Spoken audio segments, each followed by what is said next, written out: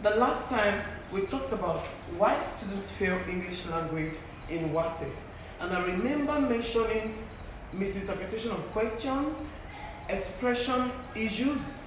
Then I also remember mentioning lack of adequate content and wrong syllabification as part of the reasons students fail English language Wassce. Today we are going to look at more reasons students fail the English language in their Wassce. One is the inability to deal with all aspects of the question. Whenever you are given question in your English Wassce, you are expected to deal with every aspect of the question. Sometimes you may be given a question that is just one part. Maybe you should write a letter to your sister or your mother, narrating your experiences and how she could come in. There will always be a two-part to the question. It's either you narrate your experience and what you want her to do, or how you want her to come in to solve your problems. Look at this example. Write a letter to your sister describing a recent excursion you had and the significance of the excursion. Maybe the significance of the excursion to you or to your academics. This kind of question is a two-part question. You are to write a letter to your sister describing the recent excursion. You talk about the excursion. At least you talk about 3 things that you found unique about the excursion, probably 3 departments that you visited. You talk about the excursion, you visited the laundry department, what did you learn there, what did you see there, how does it look like, how do they operate, who and who did you see at the department. Then you talk about the significance of what you learned to you. So if you as a student deal with only talking about the excursion, you did not deal with the second part, which is the significance of the excursion, you are going to score a very low mark, because the entirety of the question is 10 marks for your content. Now you dealt with one part and left the second part. You will be scored under 5. So which is going to give you a very low mark for your content. And when you have a low mark for content, as I said the last time, you are definitely going to have a low mark for your organization. So whenever you are given a question, you must ensure that you deal with both parts. Like maybe you are given a question on an article, maybe you should talk about drug abuse. You should talk about the drug abuse, then you talk about the consequences, then you also talk about the effect of drug abuse and what people can do to combat or to mitigate the effect of drug abuse. You must deal with all of the parts. Taking one part and leaving other parts out in your examination will earn you a very low mark. Another reason students fail English language in Wassce is using capital letters to begin each word in a sentence. This will surprise you, but year in, year out, when we mark, we realize that students still make the same mistake over and over. As a matter of fact, recently, I've marked a script where a student wrote in this manner, using capital letter 4 to begin each word in a sentence. This is absolutely wrong, while this is correct. This is wrong, while this is correct. Sorry.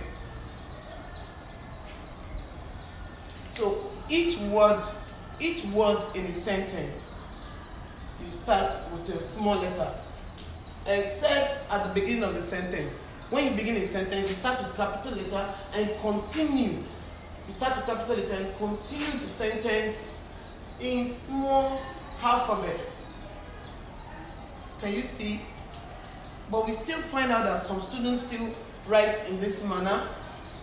This is a very grievous error when you're writing your examination.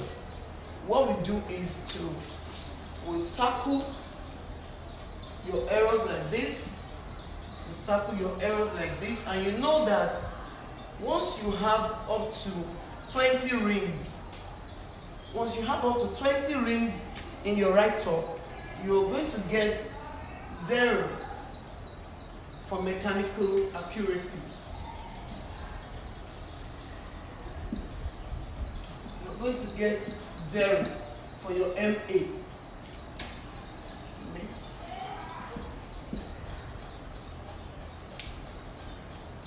So, whenever you are writing, avoid using capital letter to begin each word in your sentence. You can only begin a sentence with capital letter, you end the sentence with small letter. You continue the sentence and end it with a small letter. One error that students commit while writing their essay in Wassce is the wrong use of the personal pronoun I. Every time you see students committing the same error again and again, and all of these kind of errors will count in your mechanical accuracy. So the personal pronoun I is used to refer to the speaker. So it's supposed to be in capital letter. Look at this example.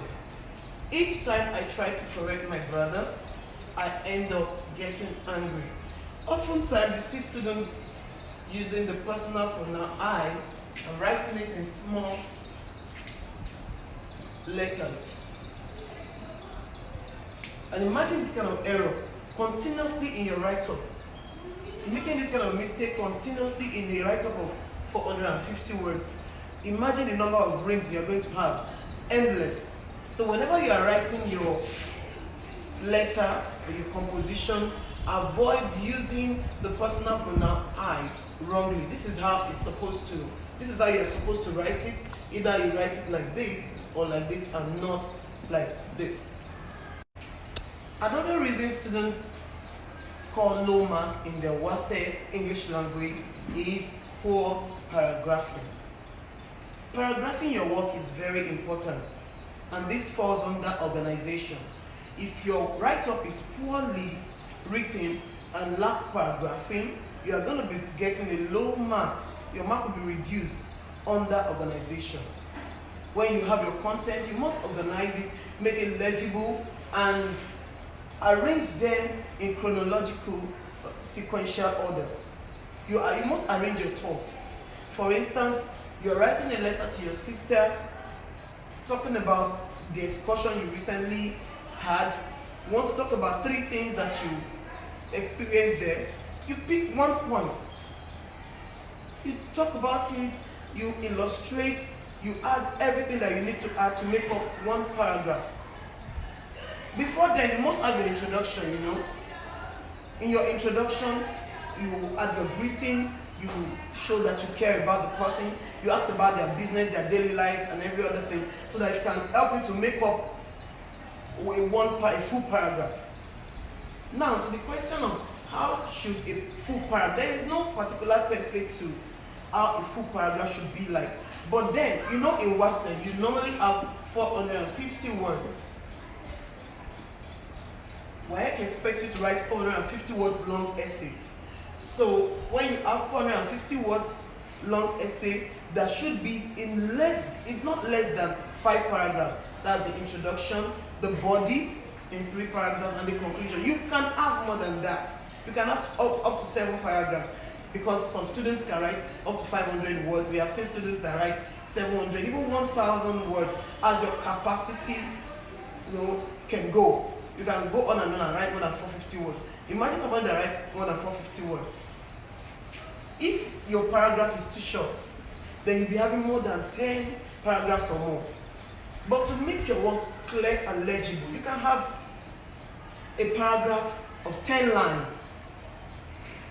For a 450 word essay, that means you can have like 90 words per paragraph. If you are the kind of student that writes, maybe you have 8 words or 9 words per line, 1, 2, 3, 4, 5, 6. Okay, let's say this is 10 words per line. That means you'll be having 9 to 10 lines that will make up your paragraph. By the time you have 10 line paragraph here, 10 line paragraph here, the next paragraph, by the time you write up to 5 paragraphs, it will be easier for you to count. You understand? So paragraphing is very, very important.